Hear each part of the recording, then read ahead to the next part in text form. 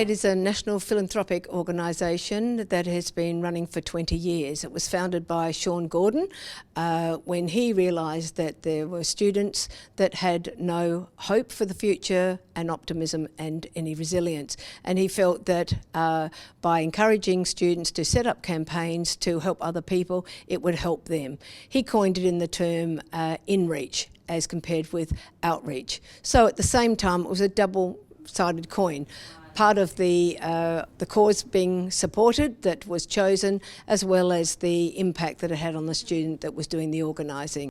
The charity that we chose to support is Kookaburra Kids, and they help children living in families afflicted by mental diseases who may have to care for someone who needs extra help, and they often don't get a time to just have their child and just enjoy it and be carefree kids.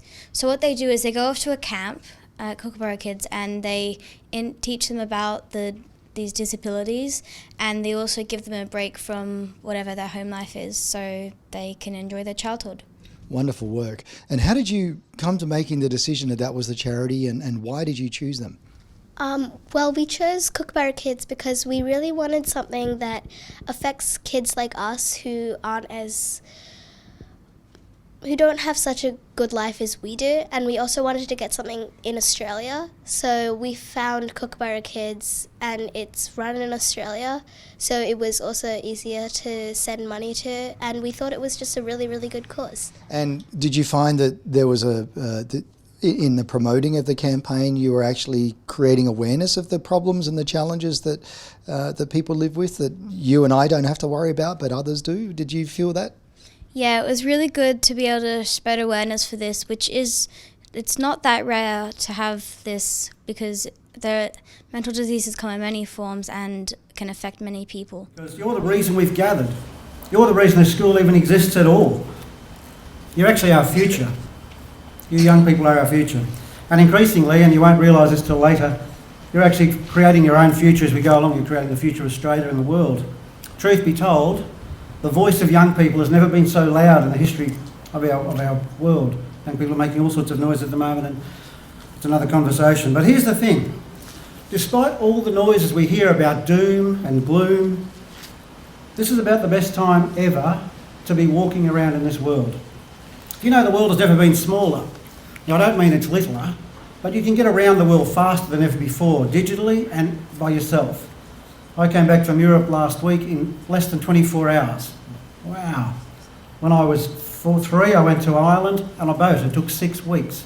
In my lifetime, we've gone from 6 weeks to 24 hours. Statistically, it's never been safer to live in the world, no matter where you are. It's the safest the world has ever been. We've never had longer life expectancy, ever, as long as humanity's been recorded that we know about. Extreme poverty is decreasing. Now, poverty is still a big issue, but extreme poverty has been worked on, might be eradicated or at least alleviated by 2025. We keep going the right way. Many serious diseases are eradicated or close thanks to breakthroughs in medicine and technology. Young entrepreneurs, and some of you are those people or will become those people, can break through before you're 40 or 50 or 60. Young people are running companies in their teenage years. Young people are running companies in their 20s. That couldn't happen before. So it's a wonderful time to be around. As Australians, can I say this? If you can read, if you sleep in your own bed off the ground, if you have more than 2 meals a day, if you own more than 1 pair of shoes, if you can drink clean water and have a toilet that flushes, I'm telling you, you're better off than most of the rest of the children on the planet. Isn't that a good thing? It's fantastic. The CAT team, the Kids Ambassador team, is an initiative which also started at the same time as the crowdfunding website back in 2014 when we felt we needed to have the voice of students. Whilst we as a board met on a regular basis, we didn't actually talk to the children about what they saw as important. So it started off as a kids and advisory team and then gradually moved into a Kids Ambassador team. It consists of students from a variety of schools, Catholic independent government, so we are cross-sectorial, and it means they come together in a boardroom. We chose purposely not to have meetings in a school because schools all tend to look alike, sound alike, smell alike, and it was important for children to feel that they were part of the bigger world by being in a corporate boardroom, sitting around a table, discussing things amongst themselves. Coming to the meetings I've met some amazing people, and I've had some amazing experiences, and I'm really grateful that I've been able to do that. I've enjoyed having these CAT meetings where we talk to people from other schools and help get ideas on how to run these fundraisers. I've also enjoyed having all these opportunities that we've been given with CAT to help support a charity or a cause that we're very passionate about. The idea was that they would be setting up campaigns and that they could be then leaders and encouragers of schools to set up their own campaigns across the state, across Australia. And this way they had examples of those student campaigns.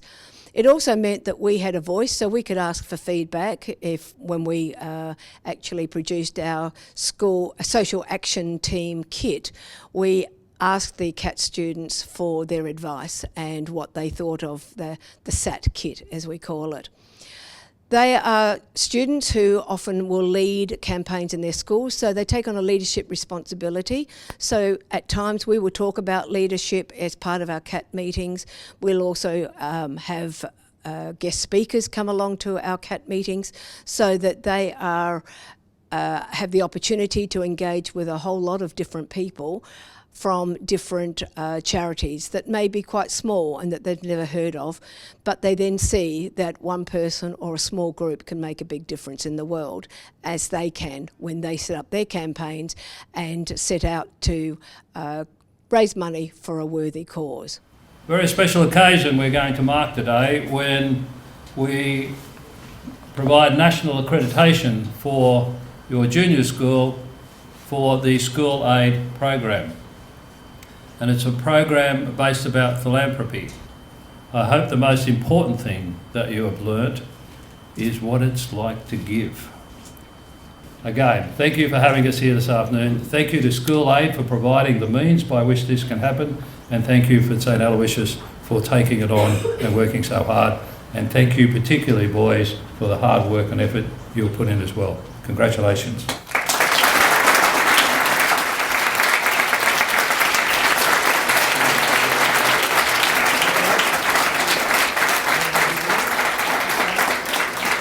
Research shows that giving is actually good for you. Fancy that. Most people give and they think they're helping the other person, but giving actually helps you. And the Governor General agrees, as you've just heard. This is what the research says. Apparently, people who give have less stress. They live longer. They feel happier. They have less negative feelings, and they feel like they belong more. Who'd like some of those sorts of feelings? Well, I know many of you do because you're already givers and philanthropists right here at the school. Just about all the great leaders through history have spoken about the importance of gratitude and on giving for the community and for themselves. I just grabbed a couple of quotes, and there's millions of them, but just a couple I'll share with you. Kathy Calvin said this: "Giving is not just about making a donation, it's about making a difference." Anne Frank said, "No one has ever become poor by giving to someone else." Winston Churchill, you may have heard of him through your history study, but he said, "We make a living by what we get, but we make a life by what we give." And someone who's a little bit newer, Denzel Washington, you might know, I love his little comment. He said this: "At the end, it's not about what you have or even what you've accomplished. It's about who you've lifted up. It's about who you've made better. It's about what you've given back." And I sort of like those sentiments. We've even made up a word to help people understand that great feeling you get when you're involved in helping other people, and the word is inreach. So when you do outreach, you go out and help other people.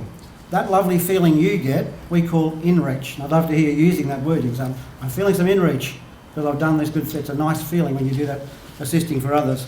I wanted to just change the topic just slightly. You know that we're suffering in the worst bushfires Australia has seen in history. Yeah. And you see a lot of this on TV and social media. What are some of the thoughts and the images that you see and concerns and that go through your mind when you see some of this stuff? Well, I'm just worried for all the people that this will affect and how their lives will be absolutely changed forever just because of these catastrophes that are happening. Yeah, absolutely. And It makes me feel like I need help, and I am planning on helping with my friend. We're planning on running a clothes swap at school, and we're planning on donating it to either the rural fire brigade or people that have been affected by the bushfires. I've seen the koalas being affected because they live up in the trees and the bushfires just take everything down. And I know that there are a few charities out there that I feel like I need to also campaign for. right, absolutely. Good on you. And how about you?